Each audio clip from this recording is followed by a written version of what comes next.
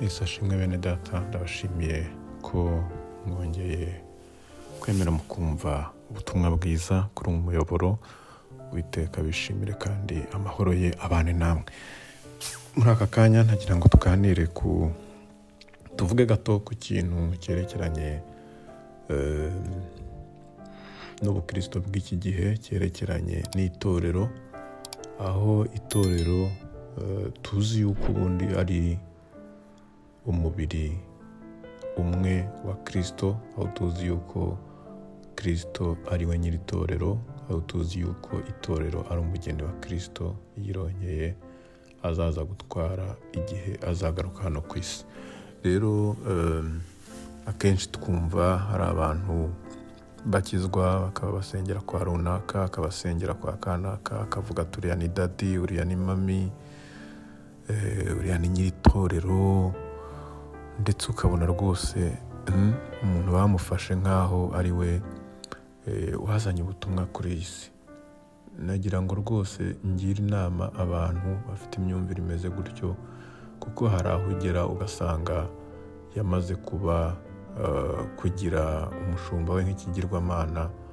Ibyo ntabwo byagakwiriye. Twese, wowe n'uwo mushumba ndetse n'abandi bose bavuga ubutumwa cyangwa se babyajwe ubutumwa n'abandi, bari mu nzira igana mu bugingo buhoraho, twese tugize umubiri umwe, ari ryo torero rya Kristo. Ntabwo rero twakagombye kugira uwo turamya cyangwa se uwo duhimbaza cyangwa se uwo dushenga cyane. Ntabwo byari bikwiriye. Yego, kubaha birakwiriye, ariko iyo birenze byitwa iyo birenze, icyo cyubahiro kirenze, biba byabaye ikigirwamana. Ubwo ngubwo uba ushaka kwimura Imana muri wowe, ukimika umuntu. Rero ntabwo byari bikwiriye. Reka dusome ijambo riri mu Bakorinto ba mbere, igice Korinto ba mbere, igice ni icya mbere, umurongo wa 12. Ngiyo icyo mvuze ngiki. Iyo ni Pawulo wabwiraga Abakorinto ati icyo mvuze ngiki ni uko umuntu wese muri mwe avuga ati njyeweho ndi uwa Pawulo, undi akavuga ati ariko njyeweho ndi uwa Apolo, undi nawe ati njyeweho ndi uwa Kefa, undi ati njyeweho ndi uwa Kristo. Mbese Kristo yagabanijwemo ibice? Pawulo niwe wababambiwe, cyangwa mwabatijwe mu izina rya Pawulo?